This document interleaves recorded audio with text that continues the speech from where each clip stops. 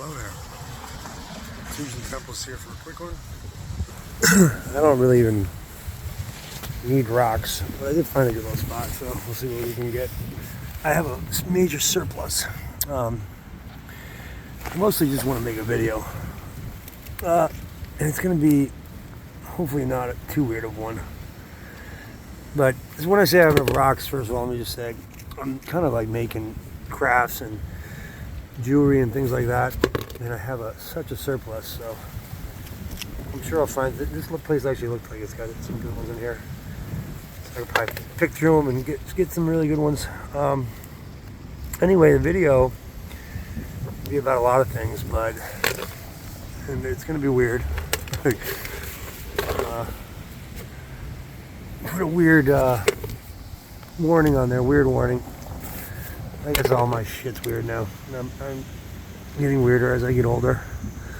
So, this video was prompted by Jeff Bezos' interview recently on Lex Friedman. And Lex recently had Elon too. And let me just say that I'm shocked how much I personally have changed. And this is like exemplifies it. So what I'm trying to say is I watched a little of it and I'm almost repulsed by Bezos. And quite frankly, Elon. I was up to even 2 years ago, I was a huge Elon fanboy. My estranged wife and I loved him, and talked about him all the time, and everything he's doing is great. I took all the Elon bait, I believed it all, and man, that's changed. I'm rapidly changing. Whether it's good or bad, I don't know, but I wanted to just talk about real quick what I'm talking about, like what's changing. And I'll tell you, like so I would listen to even Zuckerberg, I at least could respect, but all these people, the type of people that are on Lex Friedman's show, that Lex interviews, basically what else can you call them, right? The movers and shakers, the shapers. They're the people that, are influential in this world, right? I guess really the people that create this world as we go. And they're fucking failing. To be blunt, if this is who's doing it, they're fucking failing. And I don't want to sound angry in this video. I'm not angry about this. I have no anger at all towards any of these people. I don't. Let me just make a statement. I learned this in the Dharma Center when I went for a long time, and I truly believe this. Even more so for the people like this that quite frankly, what prompted me to talk about this video and Bezos is I'm repulsed. I'm repulsed by him as an entity, and I'm getting close to that with Elon entity. Now, having said that, I will pray right now, and I'll flip it around. My prayer is for peace, compassion, love, all good things to all sentient beings on this place, in this realm. And I mean that wholeheartedly. Maybe especially even more so for these type of people that I'm talking about right now.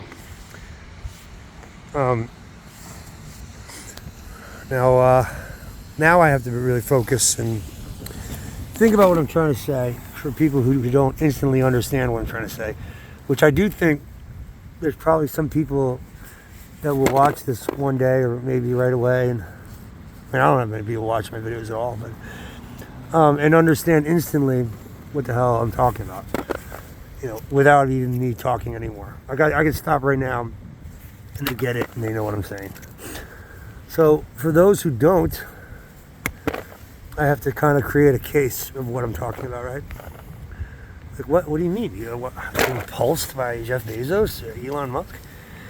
Yeah, I am. I am. So, first of all, this world is fake. There's no other way to say it. This world is fake. The idea that Amazon, Tesla, Apple, Facebook, any of these huge companies. I'm gonna have to pause it. The idea, real quick, I'll get this thought out. The idea that any of these companies came about organically, and that these people who run these companies are just lucky or hardworking or whatever, is so fucking ridiculous and far from truth that I can't even emphasize enough. Here, let me pause. Actually, we like to watch the train, don't we? These people are selected. They're selected, and the narratives behind these companies are created.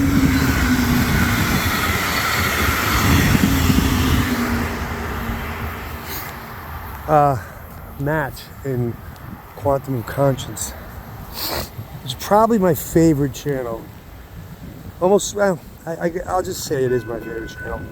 And the reason it is that I'm more so aligned to everything he talks about regularly. I mean, I guess completely aligned. I'm almost nervous about saying completely aligned to anything. But everything he says is basically how I feel about this place. I think he's spot on. I think he's right. And basically, in a nutshell, he says we're here, and we're basically here to not get corrupted. I'll put a link maybe. We're here to not get corrupted, and they are here to keep us from what we're trying to do, which is grow spiritually in one level or whatever. I think it could be very different for each of us, although along the same lines, right? But for me, I think it's clear, and so far I've dodged a few bullets, dodged death, literally death a few times, and right now I'm doing pretty damn good. I feel pretty good. I feel more spiritually connected and connected to the world, and quite frankly content. This is about his last video, actually Matt's last video. Quite frankly content with everything going on in the world. To someone looking at my life from afar would say I don't have much or whatever, where I've had a lot and I've given it away, or I just know what's important now, or I understand what's important for me, and it ain't that. It ain't that. But what is important is, I think, the direction that I'm headed on. So where do we go from here? Yeah, so this whole thing's fake as hell, and I'll go further. I mean, maybe this is more obvious to some people. The stories of the Rockefellers. Who are these? Who else are these famous people? J.P. Morgan, all these people, right? All this big Vanderbilts, right? Big money, 1800s, right? And you don't hear these names anymore. Rothschilds, you hear a little bit because they've got some kids, and supposedly they're just here to help the earth. And that one David Rothschild, what is it? What's his? I don't know his name. But the one Rothschild kid's like very active in the molding of our current situation. Anyway, this old money is what Matt talks about. Is so true. Do you think it just disappeared? Do you think it just went away? No, of course not. It's in BlackRock. It's in all these things. And so these families, I think the smartest of the families, the actual people that control this place, we don't even know their names. I know that's kind of a meme that, you know, some of you have heard before, like, but I think it's true. I think it's true. And I don't think Elon, in reality, has much power at all. In fact, I think him and Bezos and Zuckerberg, all these people that are the faces, that are, you know, Gates, all of them, are the faces of the shapers. That we're supposed to be the shapers. What's going on here? They are told what to do, told what to say, granted what they have. Of this, I have zero doubt. Zero doubt. You know, if you don't know what the hell I'm talking about, the hints are everywhere, all throughout history. William Shakespeare, which is another amazing rabbit hole to go down. All the world's a stage, you know. Geddy Lee has that in one of his Rush songs too. Well, it's all here. It's all here for us, right? The popular simulation theory that's abounded, you know, all this shit. Row, row, row your boat. Life is but a dream. So this place is fake. So, if that is true, which I personally have zero doubt that this place is fake. I have other reasons I can get into that I don't really want to get into this video. But basically, entheogen experiences that completely validate what I'm saying, confirmed my theories on this in such a way that almost creeped me out how much confirmation I got. So, if this is true, right? And this is the situation we find ourselves in, the way it currently is, right? Then these people are evil. So, what compelled me to make this video, compelled me to reply, which I did in the stupid YouTube comments, which basically in the YouTube comments, I'm going to get a bunch of shade from all the Lex Friedman fanboys and a lot of hatred, a lot of downvotes, or whatever they do on YouTube. And I don't give a shit because, yeah, I really thought about, like, why am I posting this? Why would I post such a thing? Because I feel compelled to, for that one person. Because what's going on right now is, in this place that we find ourselves in, is so important and so weighty that the stakes are so high that if one person sees my comment and changes, then the 1,000 that I piss off and irritate or don't, whatever, they won't even care, but I've irritated them. It's worth it. It's worth it. So, what am I saying? I am saying that Lex Friedman, basically, in a nutshell, he's turned into an interviewer of possibly, but figuratively for sure, but quite possibly literally, demons, right? Demonic entities. Just evil. And the point of his interviews are to, well, a few points, but I think the main point main takeaway is to look at a guy like Jeff Bezos and go, oh, he's just a normal guy, which is fucking ridiculous, absolutely ridiculous. A normal guy is not going to keep amassing billions and billions and billions of dollars.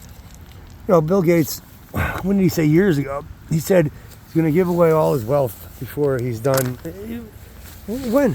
When? It's all lies. All lies. They are figureheads of these massive companies that have consolidated the wealth into total control, and they're just faces. They're just faces. I don't know. I hope I'm being clear. I hope I'm. So, what are you saying, Kings and Temples? Are you saying that you think Jeff Bezos is a demon? Is that what you're saying? Quite possibly, yeah. Quite possibly, yes. I'm saying that Jeff Bezos, Elon Musk, and Zuckerberg, and the like, might actually be demonic entities that are not like you and me. Is that so strange to believe? I can tell you for sure, and maybe you're going to say right after I say this that, well, money does some interesting things to people. You don't know that. If I had billions and billions and billions of dollars, endless hundreds plus billions, you reach a point where you say, huh, maybe that's enough, right? Maybe that's enough. And then the other part is that you don't need to be in the public eye. What are you doing? Why are you in the public eye, right? There's a narrative they're pushing. They're not in there. They're not running these companies. They're not out giving these interviews. It's just a continued narrative builder. And now on to the narrative. Like, what the hell? What am I saying with that? Hold on.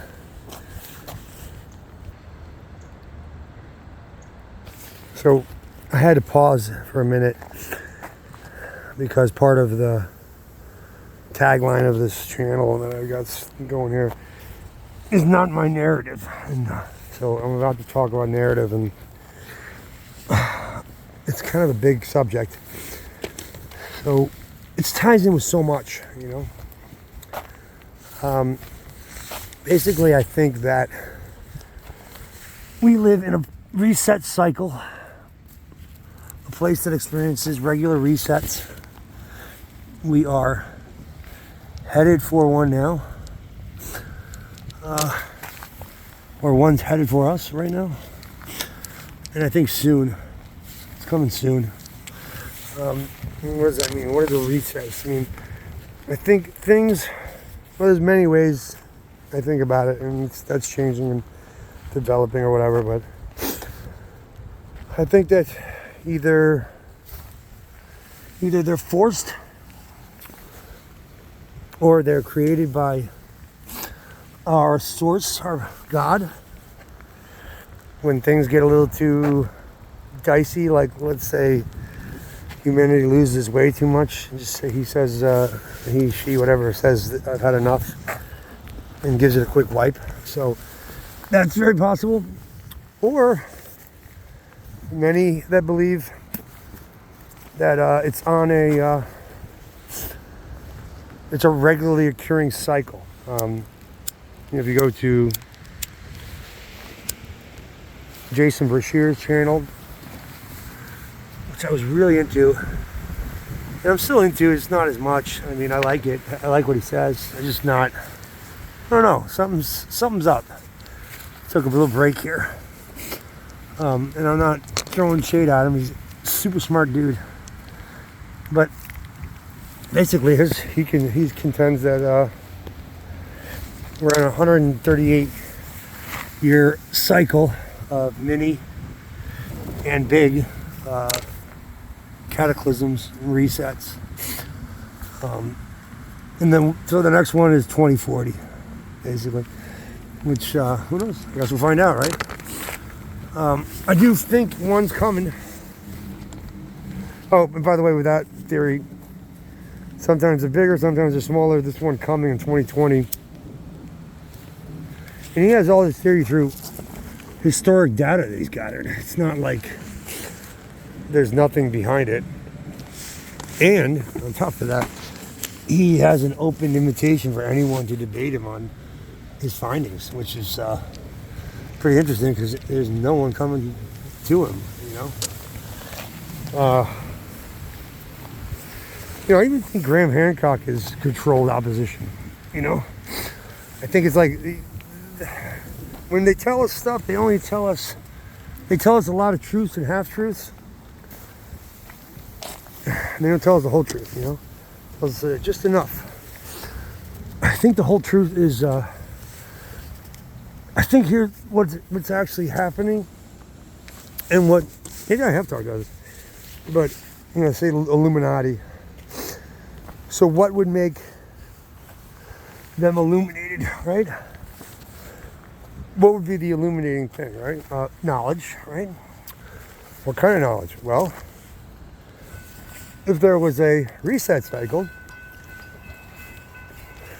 regular reset cycle on this planet, I gotta watch that, on this place, this realm, regular reset cycle, and you and a handful of people, or your bloodlines, your family, knew about this and how it worked, right? That'd be pretty freaking valuable information. That would be extremely, extremely valuable information, would it not? In fact, it would be so valuable that after a couple of these, you could pretty much engineer and figure out how to control everything and everyone when shit happens and then gets cleaned up. All right, here comes the trade.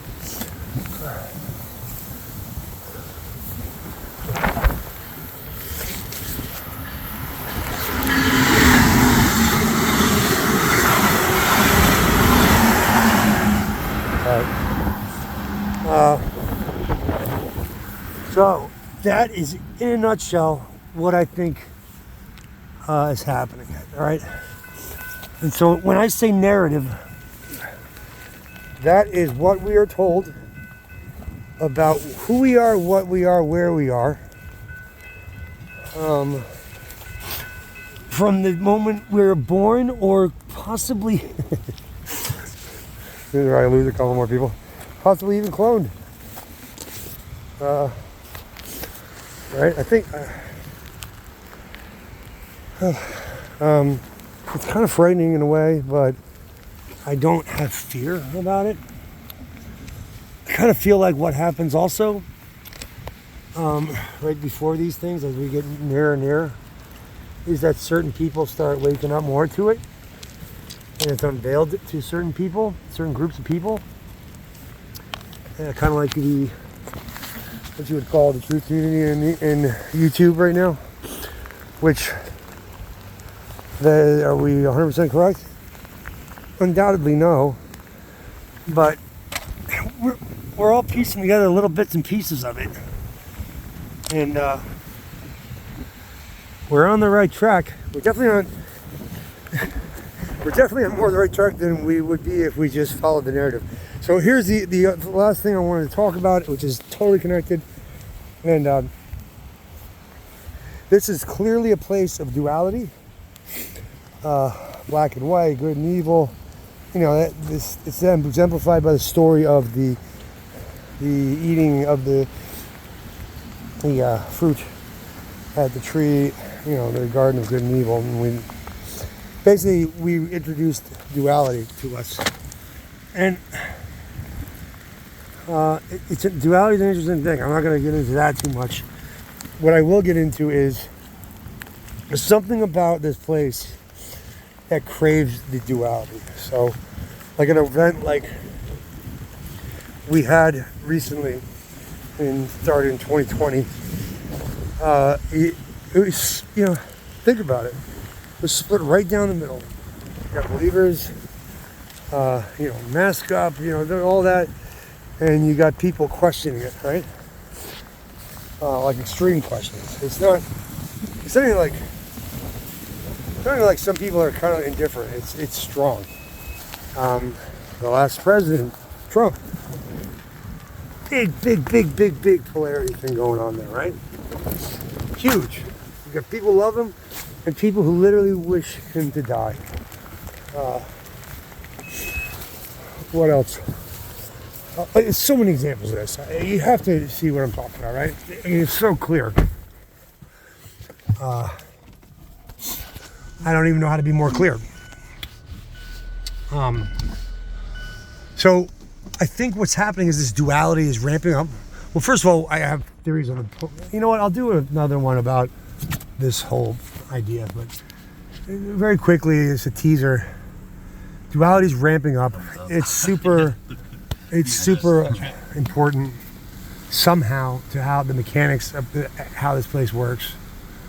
It's like a opposites and negative and positive charge, and it's something like that, at a very real level. And so it's important that they have that, and they do things to create that friction. Every political cycle is like that. Conspiracy theories are like that, and so many things are like this. So I feel it ramping up to the point of where half of us, not even half, probably less, but half will see what's coming and understand something's coming and feel something very weighty and intense is happening to all of us in this place. And the other half will continue to not only be in the dark, but on a more intense level, like NPC-like behavior. And I don't like that term, NPC. I think it helps the separation. It helps reinforce the separation, which I don't like. I don't like it. But that's what it is. It's that sheepish, meekish, trust the government, watch the mainstream news, that kind of thing. And it's the chasm is widening between us. And I think it's going to continue to get bigger and bigger and bigger until something happens.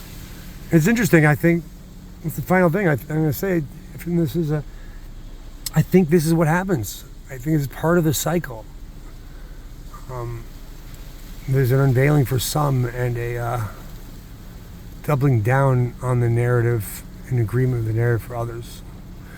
And those people, I think, are going to have a tough time when things start happening because when the lies are unveiled, they're massive. These are massive lies we're talking about. The whole thing's a lie. The whole narrative is a lie.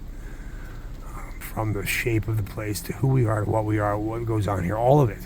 So when that is revealed to someone who's totally into the lie, it's going to be really tough. Like almost insanity, lose your mind tough. And I pray for those people, and I pray for all people. I don't know why this place is like this. I don't know. It's weird. It's a weird place, and it's full of suffering and pain and hardship, and it's like life experience, hard mode for some. And for others, this is the part I don't like. For others, it seems they have cheat codes. And they probably have the cheat code the next time we come around. If there's a next time. I'm certainly going to do my best not to come around again. I don't want to play this game. I'm not into it. I don't like games. I don't know why I would play a game. And it's what it sure feels like most of the time for me at this point. All right. God bless you all. Take care.